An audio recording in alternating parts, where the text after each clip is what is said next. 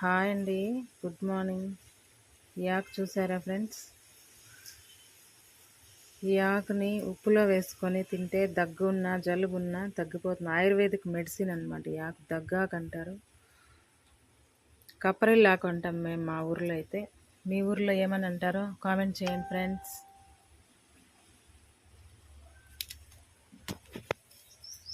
చూడండి.